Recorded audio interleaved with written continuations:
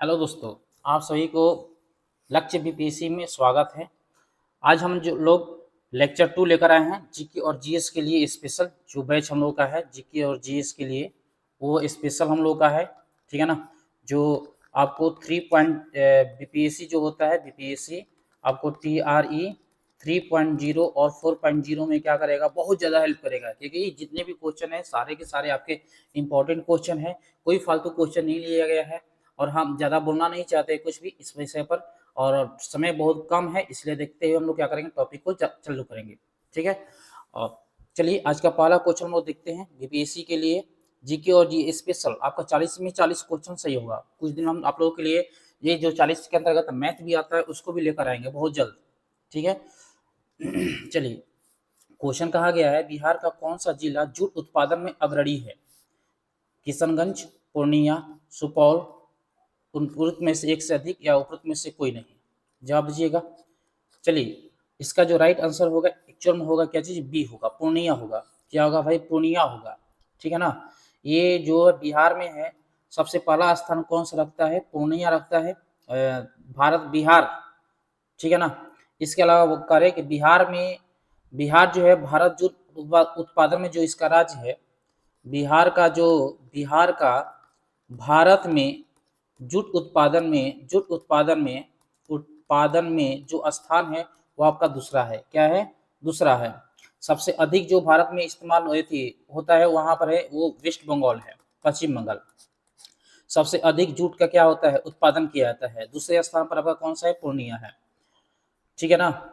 ये चीज आपका रहा। उसके बाद किशनगंज आएगा, कटिहार आएगा, अररिया आएगा, ये सब चीज है जो प्रथम स्थान रखता है। इसके अलावा बात कर दी इसी पॉइंट पर, तो सर्वाधिक बिहार में सबसे अधिक जो चाय का उत्पादन होता है वो किशनगंज जिले में होता है। चाय का जो उत्पादन होता है वो किस जिले में होता है, वो किशनगंज जिले में होता है। इसके अलावा बात करें तो बिहार में गेहूं का जो उत्पादन है वो सबसे अधिक जो होता है ऐसे रोहतास में होता है। किसमें होता है, फिर रोहतास। गेहूं या फिर चावल का आएगा तो इसमें भी क्या होगा आपका, रोहतास ही हो, गेहूं का है या फिर चावल का है, ठीक है ना। ध्यान रखिएगा। एक क्वेश्चन से हम लोग 5 से 6 क्वेश्चन बनाएंगे हम लोग। बिहार पंचायत राज अधिनियम कब पारित किया गया? 1995, 1999, 2006, उपयुक्त में से एक से अधिक या उपयुक्त में से कोई नहीं। चलिए, इसका जो राइट आंसर है वो आपका है सी। क्या आंसर होगा, सी। बिहार पंचायत राज अधिनियम 2000 का पारित हुआ था 6 में, ठीक है ना। 6 में पारित हुआ था। और ये भी ध्यान रखिएगा कि बिहार का मुख्य निर्वाचक अधिकारी जो है वो अभी फिलहाल में है आपको दीपक प्रसाद। कौन है, दीपक प्रसाद है, ठीक है। चलिए अगले क्वेश्चन पे चलते हैं हम लोग। कुंवर सिंह के विरुद्ध आरा में अंग्रेजी फौज का नेतृत्व करने वाला पहला सेनानायक इनमें से कौन सा था? कैप्टन ली ग्रांट, कैप्टन डनवर, मिलमैन, उपयुक्त में से एक से अधिक या इनमें से कोई नहीं। तो इसका जो राइट आंसर होगा कैप्टन डनवर होगा। क्या होगा भाई, कैप्टन डनवर होगा। याद रखिएगा, कैप्टन डनवर के नेतृत्व में, ठीक है ना, ये आए थे, ठीक। और ये भी याद रखिएगा कि कुंवर सिंह का एक नारा है, मैं जहां भी रहूं जगदीशपुर वहीं है। कुंवर सिंह का एक नारा है कि मैं जहां भी रहूं, मैं जहां भी रहूं, जया जहां भी हूं, जगदीशपुर क्या चीज है, जगदीशपुर जो है आपका वहीं पर है। जगदीशपुर, जगदीशपुर वहीं है, ठीक है ना। ये कुंवर सिंह के क्या किए थे, नारा दिए थे। अगले क्वेश्चन पर चलते हैं। 15वें हॉकी विश्व कप 2023 का विजेता कौन रहा? 15वें हॉकी विश्व कप 2023 का विजेता कौन रहा? बेल्जियम, भारत, जर्मनी, उपयुक्त में से एक से अधिक या उपयुक्त में से कोई नहीं।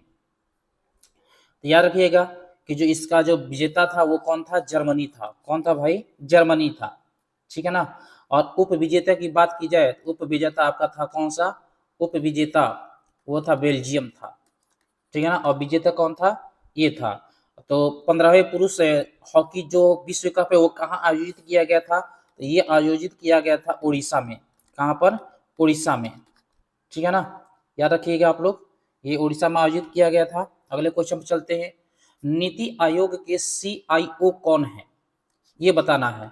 नीति आयोग के CIO कौन है अभी फिलहाल में? ठीक है, क्या नृपेंद्र मिश्रा है, आलोक रंजन है, बी आर सुब्रमण्यम है, उपयुक्त में से कोई नहीं, इनमें से कोई नहीं, एक से अधिक। इसका जो राइट आंसर होगा ये होगा, ठीक है ना। अभी जो है अमिताभ कांत है, अभी जो है अमिताभ, अमिताभ कौन सा है, कांत है, ठीक है ना। इससे पहले बी आर सुब्रमण्यम थे। इसके बाद अब पूछ दिया जाए कि वर्तमान में नीति आयोग के उपाध्यक्ष कौन है, ये भी पूछा जा सकता है कि उपाध्यक्ष कौन है। तो याद रखिएगा डॉक्टर सुमन के बेरी, ये थे डॉक्टर सुमन के बेरी हैं अभी, ठीक है ना। और अभी जो सीआईओ है, सीआईओ कौन है आपको, वो आपको है सीईओ अमिताभ कांत है। चलिए अगला क्वेश्चन देखते हैं।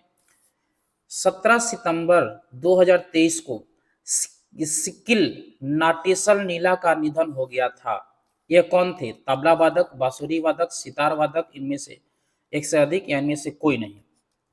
तो इसका जो राइट आंसर होगा आपका कौन होगा, बी, बांसुरी वादक थे। कौन थे, बांसुरी वादक थे, जिनका जो निधन है वो आपको 17 सितंबर 2023 को हो गया था। 17 सितंबर 2023 को। ये सबसे ज्यादा क्या है आपको करंट अफेयर में काम देगा, याद रखिएगा।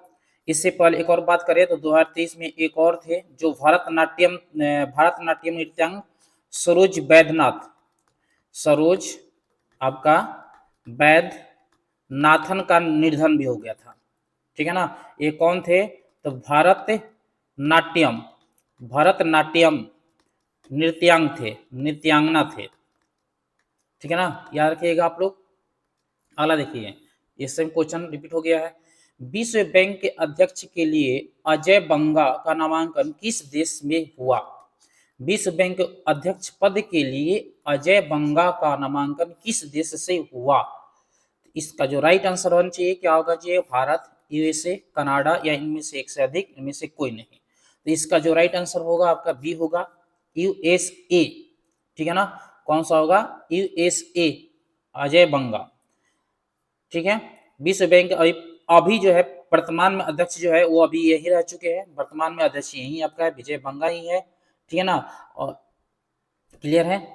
अगला चलिए, बल की इकाई क्या होता है, यूनिट बताना है। बल की यूनिट क्या होता है, मात्रा क्या होता है, ये बताना है कि बल का मात्रा क्या है आपका। ये होता है ग्राम मीटर पर सेकेंड, केजी मीटर पर सेकेंड स्क्वायर, ग्राम मीटर पर सेकेंड स्क्वायर, उपरोक्त में से एक से अधिक, इनमें से कोई नहीं। देखिए इसका जो राइट आंसर होगा आपका बी होगा, केजी मीटर पर सेकेंड स्क्वायर। एक्चुअल में यूनिट पूछा गया है, अगर ऐसा ही मात्रक पूछता, ऐसा मात्रक होता है क्या चीज, न्यूटन होता है, ठीक है ना। ऐसा ही मात्रक क्या होता है, न्यूटन होता है। इसके अलावा ये जो होता है एम के इस पद्धति में होता है केजी मीटर पर सेकेंड का स्क्वायर। इसके अलावा कोई क्वेश्चन कर दे तो सीजीएस पद्धति में होता है ग्राम सेंटीमीटर पर सेकेंड का स्क्वायर, ये आपका होता है, ये बल का क्या है, यूनिट है। इसी बात याद रखिएगा, कोई पूछ दे कि कार्य का ऐसा यूनिट क्या होता है, कार्य का यूनिट क्या होता है, तो कार्य का जो यूनिट होता है वो जूल होता है या फिर होता है न्यूटन मीटर होता है। क्या होता है, न्यूटन मीटर होता है, ये भी ध्यान रखिएगा। आई होप आप लोगों को क्लियर हो रहा होगा। इसी तरह से पूछा जा सकता है कि त्वरण का मात्रक क्या होता है, तो जो त्वरण का मात्रक होता है वो मीटर पर सेकेंड होता है। चलिए अगला क्वेश्चन देखते हम लोग हैं। ऑक्सीजन के एक अणु का द्रव्यमान कितना होता है। ऑक्सीजन के एक अणु का द्रव्यमान कितना होता है, ठीक है, एक अणु का। तो एक अणु में O2 बोलते हम लोग हैं, और एक का होता है 16 × 2, एक परमाणु में 16 होता है, तो 16 × 2 इक्वल टू कितना हो जाएगा आपका 32 ग्राम हो जाएगा, ठीक है ना। तो इसका जो राइट आंसर होगा आपका क्या होगा, बी हो जाएगा, ठीक है। पता चल गया, एक अणु का मतलब क्या होता है, O2 होता है, या क्या होता है, O2 होता है। इससे क्वेश्चन एक और दे सकता है कि एवोगाड्रो संख्या का मान कितना होता है, एवोगाड्रो संख्या का जो मान होता है वो कितना होता है, ये पूछा सकता है। तो याद रखिएगा 6.02222 इंटू 10⁻23 ATMs होता है, एटमॉस्फेरिक, ठीक है ना। याद रखिएगा, ये भी क्वेश्चन इंपॉर्टेंट होता है। अगला देखिए, अस्पतालों से निकलने वाले जैविक कचरे के निपटान का सबसे अच्छा तरीका क्या है। क्या है भाई, उन्हें गड्ढों में भरा जाना चाहिए, अपघटन करना चाहिए, भस्मीकरण करना चाहिए, इन ऊपर में से एक से अधिक या ऊपर में से कोई नहीं। जवाब दीजिए। देखिए आप लोगों को बहुत जल्दी आप बताइए कमेंट बॉक्स में लिखकर कि कैसा ये वीडियो लग रहा है। अगर आप लोग को अच्छा लग रहा है तो आप ये बता सकते हैं कि इसको लाइक किया जाए या ना किया जाए। अगर आप लोग सहमत हो तो हम इसको लाइव भी कर सकते हैं, एक टाइम आपको फिक्स बता देंगे, उसी टाइम पर क्या होगा आपका लाइव होगा। तो इसका जो राइट आंसर होना चाहिए वो राइट आंसर होगा क्या चाहिए, भस्मीकरण। क्या होना चाहिए, भस्मीकरण होना चाहिए। ठीक है ना, सबसे अच्छा उपाय होता है भस्मीकरण, सबसे अच्छा उपाय होता है। ठीक है, भस्मीकरण क्लियर है। अगला क्वेश्चन देखिए, मानव कान में इनमें से कौन सा हड्डी पाया जाता है। मानव कान में इनमें से कौन सा हड्डी पाया जाता है, मैलियस, इनकस, स्टेप्स, उपयुक्त में से एक से अधिक या उपयुक्त में से कोई नहीं। तो इसका जो राइट आंसर होगा वो आपका डी होगा। क्या होगा, डी। ये तीनों के तीनों क्या होता है, कान की हड्डी है, मैलियस भी है, इनकस भी है, स्टेप्स भी है। ठीक है ना, याद रखिएगा। इसके अलावा अगर हम बात करते हैं शरीर की सबसे छोटी हड्डी की बात करते हैं तो कान की हड्डी होती है। शरीर की सबसे छोटी हड्डी जो होती है कान की हड्डी होता है। ठीक है ना, थोड़ा सा काम नहीं कर रहा है, कान की हड्डी होती है स्टेप्स। ठीक है ना, क्या होती है, स्टेप्स से है, जो कान की सबसे छोटी होती है। अगर बड़ी हड्डी की बात करते हैं, बड़ी हड्डी की बात करते हैं, हड्डी, ठीक है ना, हड्डी की, तो वो हो जाता है फीमर। फीमर मालूम होना चाहिए किसकी हड्डी है, जांघ की हड्डी होती है, जांघ की हड्डी होती है। इसके अलावा बात करें मानव शरीर में टोटल कितने आपके हड्डियों की संख्या होती है, तो याद रखिएगा 206 होता है। क्या होता है भाई, 206 होता है। चलिए अगले क्वेश्चन पर चलते हैं हम लोग हैं। दोलन करते लोलक का गोलक 100 सेकंड में माध्य बिंदु से 100 सेकंड बार गुजरता है तो लोलक का आवर्त काल कितना होगा। 100 सेकंड में 100 बार गुजरता है तो लोलक का आवर्त काल कितना होगा ये बताना है। लोलक का आवर्त काल कितना होगा, ठीक है ना। तो देखिए इसका जो राइट आंसर होगा 2 सेकंड होगा। 100 बार गुजरने का मतलब क्या चीज, तो अगर लोलक यहाँ पर है तो एक बार आगे जाएगा या पीछे जाएगा, यानी यहाँ पर आने में एक बार आगे 2 बार जाएगा। ठीक है ना, तो 100 सेकंड में अगर गुजर रहा है तो 100 सेकंड में एक्चुअल में 50 ही जा रहा है, यहाँ से यहाँ तक जाएगा, तो यहाँ से यहाँ तक पहुंचने में टोटल यहाँ तक आने में क्या 2 बार जा रहा है। तो इससे क्या करेंगे, इसका आधा हो जाएगा, तो इस तरह से क्या हो जाएगा, इसका आपका 2 सेकंड हो जाएगा। ठीक है ना, दोनों की संख्या एक्चुअल में कितना होगा आपका, हो जाएगा कितना, ये 2 सेकंड हो जाएगा। ठीक है, अगला क्वेश्चन देखते हैं हम लोग हैं। बताइए कि किसी अवतल दर्पण पर चित्र में दर्शाए अनुसार आपतित प्रकाश किरण के लिए निम्न आरेखों में से कौन सा सही है। बताना ये है कि कौन सा सही है, ठीक है ना, ये बताना है।